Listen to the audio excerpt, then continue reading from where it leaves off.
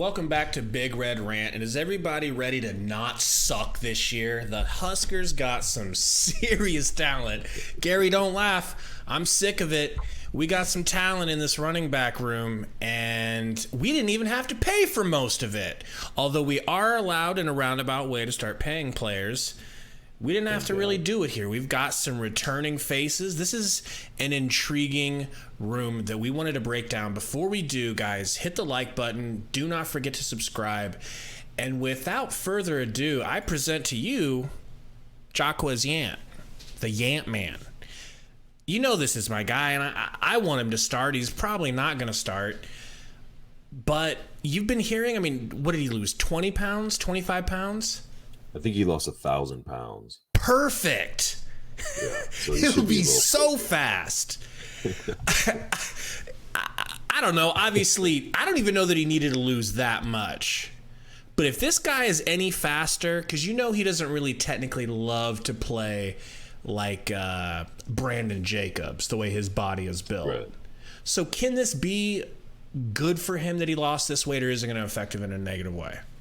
I mean, for his style, I think it's great because he seemed like a big back that wanted to run like Rhamir. He doesn't have a strong stiff arm. He doesn't seem to like plow through people. He seemed like he had the body and the ability to do that. And you look at him, you think like, dude, run people over, do whatever. And then once he kind of started establishing himself and getting some minutes, getting some carries, that was my big knock on him. Was like, I'm like, why is this 250-pound dude dancing around in the backfield? Like, get behind your pads and go.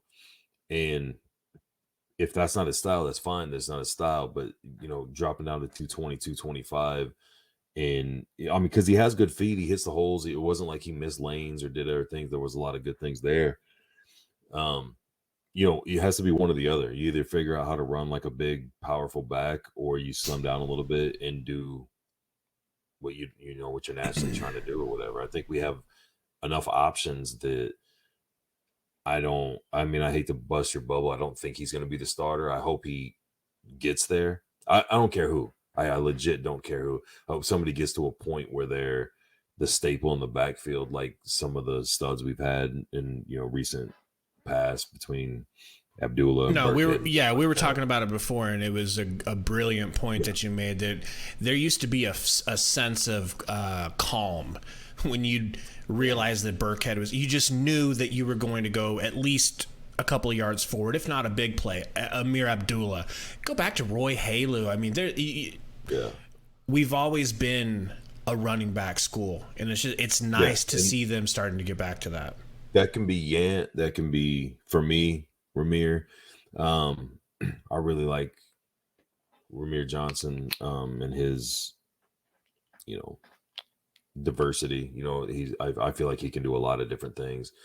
I don't care. I don't care if steps up, or if Gabe Irvin comes back healthy. Anthony Grant steps in. I don't care who it is, man. I would really like to get back to when that guy's not in the backfield. You're kind of like, man, how come whoever's not? I want to be there with you, right? And I should be. I should be at the point where I don't care who it is. But see, with Yant, it's personal. Like, he's really chosen us. He really wants to be a Husker great. He could have left.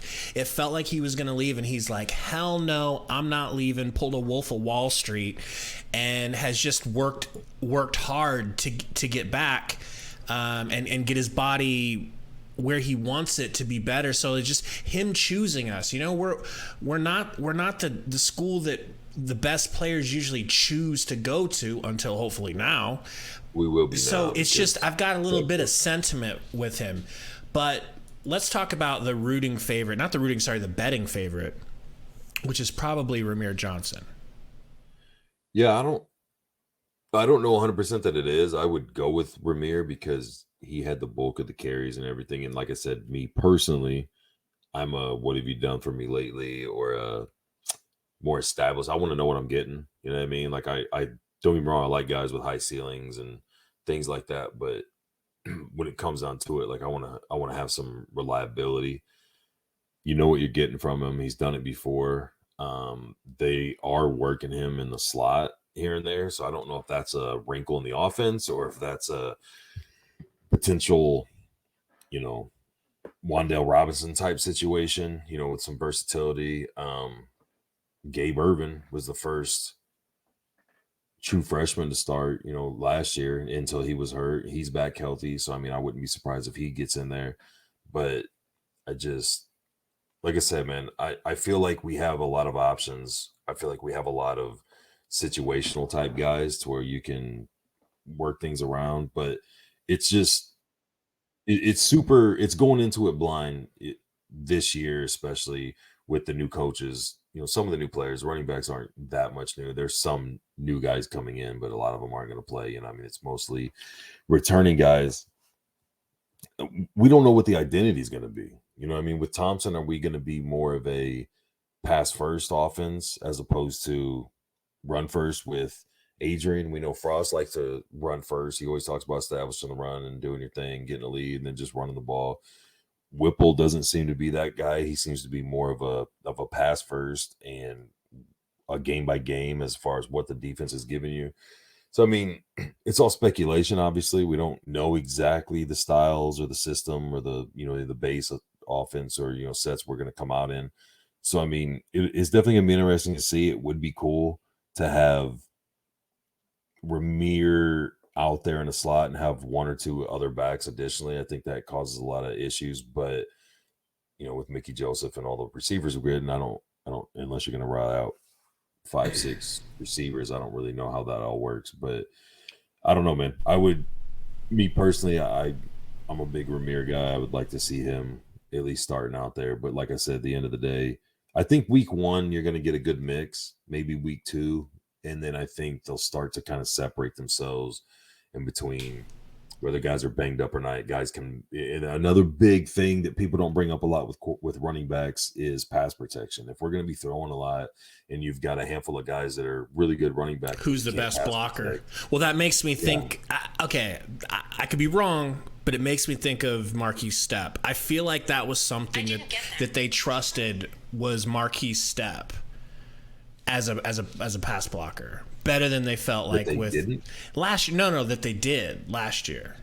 Yeah, that's what I say. I feel like him more so than some of the other guys, and that's kind of what put him in there.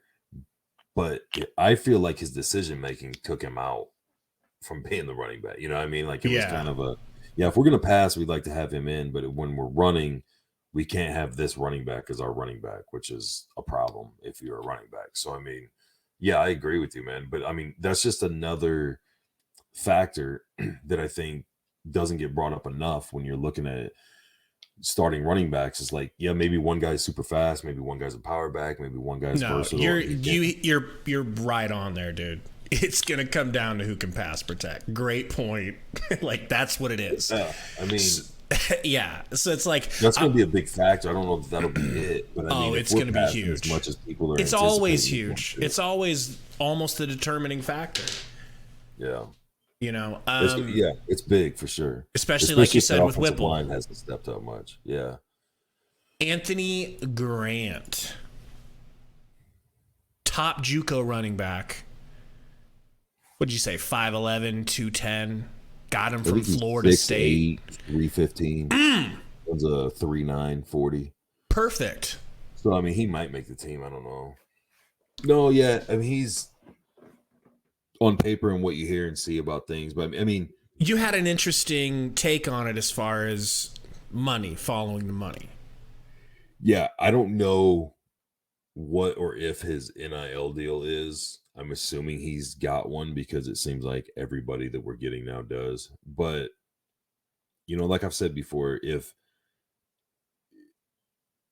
Nebraska football is the only show in town, there's not the competition you have in many other states, whether it be pro sports where rich people might be invested in, or it's 7 different colleges that people are donating their money to. So and a lot of the players, Casey Thompson's talked about it. Other players have talked about it where you can make really good money coming to Nebraska. My thing is, I don't think that the pockets are so deep, people are paying guys to come sit on the sidelines. So I don't know like I said, what or if his deal is. Maybe he didn't get one. I mean, if he went from Florida State to JUCO, maybe he's just trying to jump on somewhere. But if a guy's getting paid or getting an NIL deal to come to Nebraska, I think that pretty much tells you that they're starting. You know what I mean? Like, I don't know that you get a guy or you get somebody. I mean, unless it's little money, but I mean, I don't know that if you're running a team and I'm like, man, I got all this money, who do you want? And you tell me, and I go offer this dude or give this dude a bunch of money to come play for you, and then you keep him on the sidelines, I'm gonna be like, bro, why am I paying this dude all this money to sit on the bench? You know what I'm saying? Definitely. So I don't know. And maybe I just oversimplified that, and that's not at all how it works, but I'm pretty sure that's how it works. As a betting man. Who's a betting? You yourself? Well, of course it's you. So as one, where would you throw your money if you had to? As far as who's going to be the starter? I feel like it's really close between Irvin and Rhamir, and I'm a Rhamir fanboy, so I'm going to say Rhamir.